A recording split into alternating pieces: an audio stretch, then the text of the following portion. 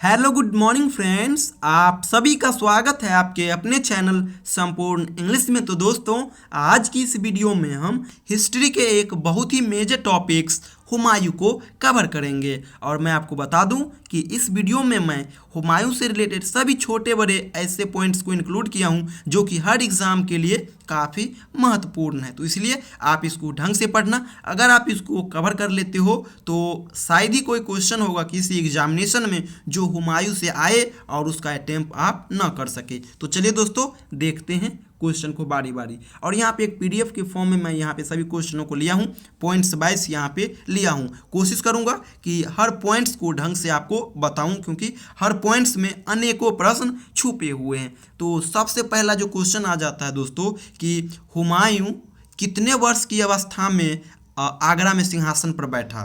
तो ये पहली बार, तो ये 23 वर्ष की अवस्था में। नसीरुद्दीन हुमायूं 29 दिसंबर 1530 ईस्वी को आगरा में 23 वर्ष की अवस्था में सिंहासन पर बैठा। और उस सिंहासन पर बैठने से पहले वो कहाँ का सूबेदार हुआ करते थे? तो ये वद्द शाह का सूबेदार हुआ करते थे गद्दी पर बैठने से पहले। एक और बहुत ही मेजर क्वेश्चन आ जाता है दोस्तों कि दीन पनाह नामक नगर का स्थापना किसने किया? तो ये 1533 ईस्वी में हुमायूं ने किया। किसका? दीन पनाह नामक नगर का स्थापना 1533 ईस्वी में। और इंपॉर्टेंट क्वेश्चन आता है दोस्तों कि चौसा का युद्ध कब हुआ और किन के बीच हुआ? तो चौसा का जो युद्ध हुआ था दोस्तों, ये 25 जून 1539 ईस्वी को शेर खां एवं हुमायूं के बीच हुआ था। इस युद्ध में शेर खां विजयी रहा।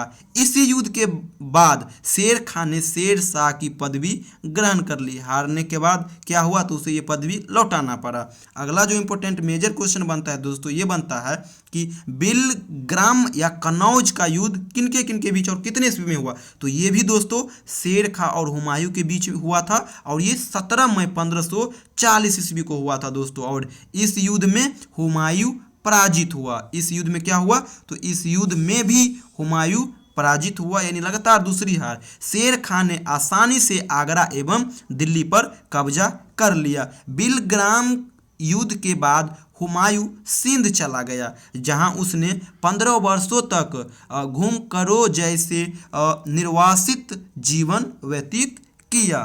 दोस्तों, इस पॉइंट्स को आप ढंग से प्रिपेयर कर लेना, पढ़ लेना कि अपने पिता के निर्देश के अनुसार हुमायूं ने अपने राज्यों का बंटवारा अपने भाइयों में कर दिया। यानी कि इन्होंने कामरान, जो कि उनका भाई था, कामरान को काबुल और कांधार दे दिया। मिर्जा असकरी को उन्होंने संभल दे दिया। मिर्जा हिंदाल को अलवर एवं मेवाड़ की जागीरें दे दी। साथ ही साथ अपने चचेरे भाई सुलेमान मिर्जा को हुमायूं ने क्या दे दिया? तो जहाँ का वो सूबेदार हुआ करता था, क्या? बादशाह। तो चलिए अगला पॉइंट्स को हम देखते हैं। अगला क्वेश्चन जो आ जाता है दोस्तों, ये है निर्वासन के समय हुमायूं ने हिंदाल के आध्यात्मिक गुरु फारसवासी सिया मीर बाबा दोस्त उर्फ अली अकबर जामी की पुत्री हमीदा बानो बेगम से 29 अगस्त 1541 ईस्वी को निकाह कर लिया। यानी इन्होंने किनके साथ शादी कर लिया? तो ये जो आप देख रहे हो, इनकी पुत्री हुआ करती थी कौन? हमीदा बानो बेगम। उनके साथ शादी कर लिए। कितने ईस्वी में? तो 29 अगस्त 1541 ईस्वी में। और उन्हीं से हमीदा बानो बेगम से क्या हुआ?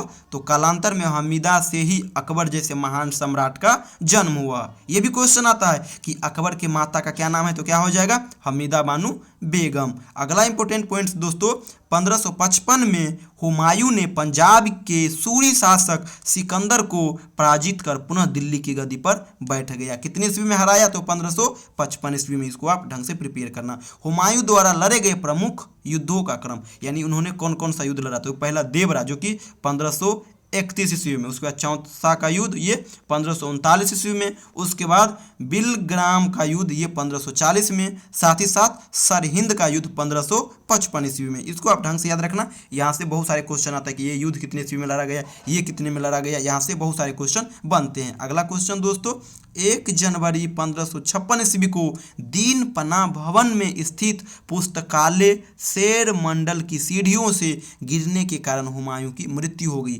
क्वेश्चन आता है कि निम्नलिखित में से किसके कारण मृत्यु हो गई शेरशाह का?